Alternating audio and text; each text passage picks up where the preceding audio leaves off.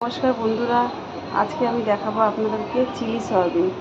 এখানে দুখানা বড় সাইজের পেঁয়াজ আছে, আমি কেটে এরকম খুলে নিয়েছি। আর আছে এখানে আদা রসুনের পেস্ট, আপনারা চাইলে এটা কুচিও দিতে পারেন।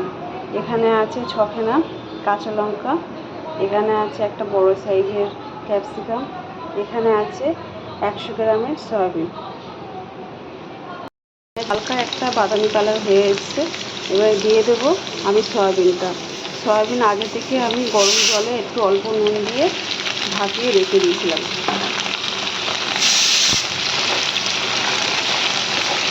এটা একটু ভালো করে নাড়াচাড়া করতে হবে। সয়াবিনটা হালকা নাড়াচাড়া করে নিয়েছি। দিয়ে দেবো আমি 1 চামচ নুন, আর দিয়ে দেবো এর মধ্যে ক্যাপসিকাম কাটাটা,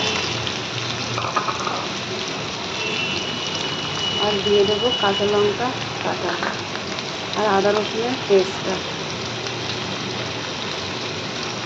এই সবগুলো দিয়ে আমি ভালো করে একটু কষাবো।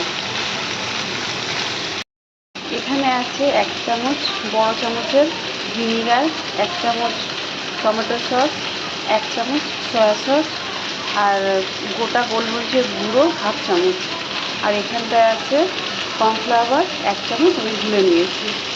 এখানে আদা রসুন দিয়ে মশলাটা ভালো করে কষানো হয়ে গেছে। এবার আমি দিয়ে দেবো এর মধ্যে এই সব কিছু। এটা দিয়ে ভালো করে নাড়াচাড়া করতে হবে।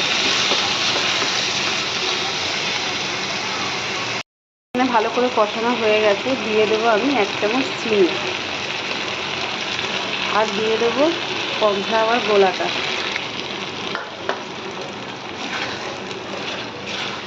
এটা দিয়েও 2 মিনিটের মতন ফুটতে দেবো আমি। এখানে দিয়ে দেবো ছোটো বাটি 1 বাটি এই কর্নফ্লাওয়ারের বাটিটাকে ধুয়েই 1 বাটি জল দিয়ে দেবো। তাহলে জিনিসটা মাখা মাখা হবে, রুটির সাথে খেতে খুব ভালো লাগে। আপনারা বাড়িতে বানিয়ে খেয়ে দেখবেন।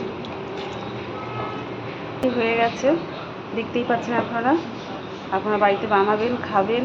ভালো লাগলে লাইক করবেন, শেয়ার করবেন। আমি এখানেই শেষ করছি। ধন্যবাদ।